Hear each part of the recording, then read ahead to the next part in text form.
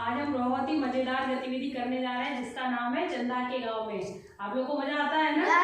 शुरू करें? चंदा के गांव में, चंदा के गांव में, बादलों की छांव में,